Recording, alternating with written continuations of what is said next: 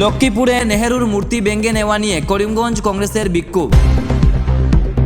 এই ন্যাক্কারজনক ঘটনাকে কেন্দ্র করে বরাক উপত্যকায় তীব্র ক্ষোভ ও উদ্বেগের সৃষ্টি হয়েছে।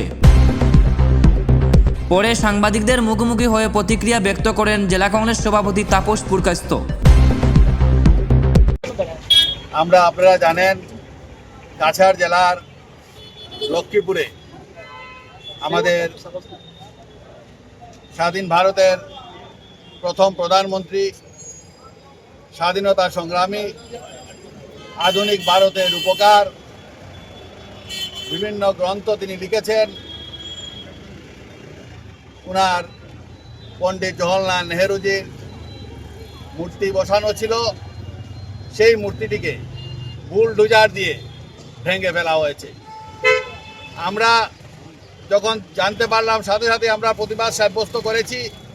আমাদের আজকের এই ধর্ণা কার্যসূচি হচ্ছে অতি সত্বর দুষ্কৃতীদের ধরতে হবে। আপনারা জানেন যে আমাদের মন্ত্রী কৌশিক রায়জির লক্ষ্মীপুরে এই অবমাননা কাণ্ড আজকে বাংলাদেশকেও হার মানিয়েছে। ইউনিস থাকা অবস্থায় যেভাবে মুজিবুর রহমানের স্ট্যাচু ভেঙে ফেলা হয়েছিল, যেভাবে মুজিবুর রহমানের ঘর বাড়ি ভেঙে ফেলা হয়েছিল, ঠিক সেইভাবে ভারতবর্ষের বরাক ভ্যালির লক্ষ্মীপুরে কৌশিক রায় মন্ত্রী, উনার বাড়িতে আমাদের স্বাধীন ভারতের প্রথম প্রধানমন্ত্রী জওহরলাল নেহরুর মূর্তি বুলডোজার দিয়ে ভেঙে দেওয়া হয়েছে। আজকে এই দেশে আমাদের থেকে লাভ কি? যে দেশের উপকার স্বাধীন ভারতের প্রথম প্রধানমন্ত্রী, উনার মূর্তি বুলডোজার দিয়ে ভেঙে ফেলা হয়েছে। আজ পর্যন্ত 2-3 দিন হয়ে গেছে, আজকে পর্যন্ত দুষ্কৃতিকারীদের ধরতে পারেনি পুলিশ।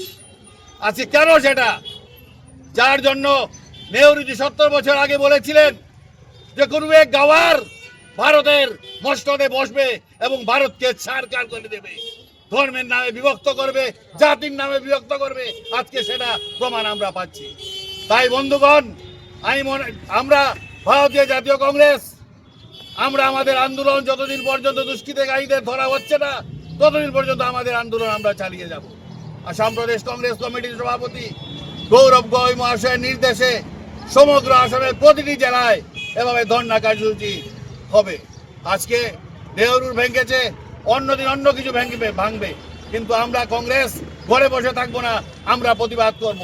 যদি অতি সত্বর মধ্যে দুষ্কৃতিকারীদের না ধরে, তাহলে আমরা লক্ষ্মীপুরে করিমগঞ্জ জেলা কংগ্রেস আমরা লক্ষ্মীপুরে যাব, সেখানে গিয়ে আমরা ধর্ণা দেব।